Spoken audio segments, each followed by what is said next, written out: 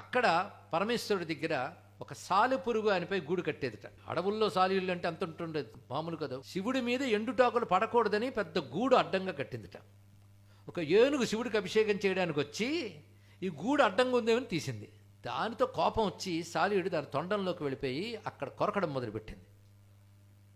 దానితో ఏనుగు అక్కడికక్కడే పోయింది. అయితే ఈ సాలీయుడికి నాకు పూజకు భంగం కలిగించిందని హింసించాలని బుద్ధి ఉంది. ఏనుగు అదేదీ లేదు, అడ్డగా ఉందని తీయాలని అనుకుందే తప్ప సాలీయుడిని చంపాలనుకోలేదు. ఆ ఏనుగుకు ముక్తినిచ్చాడు శివుడు, సాలీయుడికి మరొక జన్మనిచ్చాడు. ఎందుకంటే అందులో చిన్న ప్రవృత్తి దోషం ఉంది కదా, అది పోవాలి. ఎంత లెక్కల వాడో చూడండి ఆయన ఇక్కడ. మరొక జన్మనిచ్చాడు. కానీ అంతకాలం శివుడు కోసమని చేసింది కదా. అందుకే కమలావతి అనేటువంటి మహారాణి గర్భంలో ప్రవేశించింది సాలీయుడు జీవుడు. దీన్ని బట్టి ఎన్ని జన్మలు ఎలా వస్తాయో. అప్పుడు ఉపాధి సాలీయుడు, ఇప్పుడు ఉపాధి ఒక రాణి గర్భంలో ఉన్నాడు. ఆమె భర్త చోళరాజు. అయితే ఈమెకు జ్యోతిషులు చెప్పారు, ఫలానా ముహూర్తంలో కానీ పిల్లాడు పుడితే మహారాజు అవుతాడు. దానికి కొంచెం ముందు పుట్టాడే ప్రమాదమే, వెనక పుట్టాడు ప్రమాదమే. మొత్తానికి చెప్పిన ముహూర్తానికి పుట్టాడు అతడు. అతని శోణితాక్షుడు లేదా సోనాక్షుడు అని పేరు పెట్టారు అతనికి. ఎవరు? సాలీయుడి గారికి.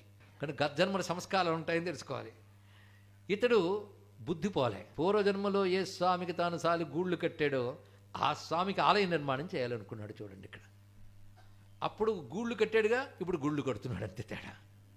అలా నిర్ణయించుకుని తన దగ్గర ఉన్న సొమ్మంతా పెట్టి అద్భుతమైన ఆలయం చేస్తున్నాడు.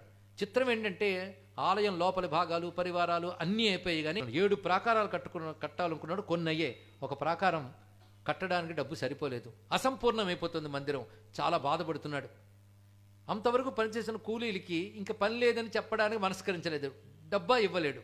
ఏం చేద్దామని ఆలోచిస్తుంటే కూలీలందరూ వచ్చి పనిచేస్తున్నారు. అది ఎలా డబ్బులు ఇవ్వడం అని. పోనీ ఆ రోజు ఇవ్వలేదు ఇతను. రెండో రోజు మళ్ళీ వచ్చేట. మొహం చాటేశాడు, కానీ ఈయనకి వాళ్ళకి కనబడితే డబ్బు అడుగుతాను. వాళ్ళు పని చేసుకెళ్ళిపోతున్నారు. ఒకరోజు ఆరా తీశాడు.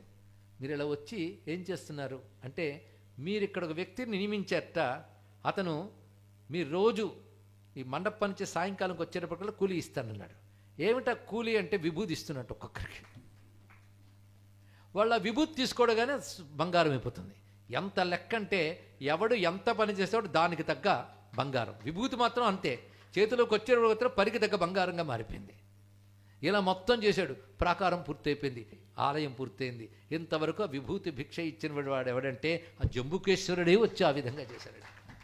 భక్తుడిని ఆ విధంగా అనుగ్రహించాడు. ఇప్పటికీ మీరు విభూతి ప్రాకారం అని కనబడుతుంది. జంబుకేశ్వరం పెడితే అత్యద్భుతమైన క్షేత్రం అండి. వేద పద్ధతిలో ఎంత గొప్పగా ఆరాధన జరుగుతుందో అద్భుతమైన ఆలయం.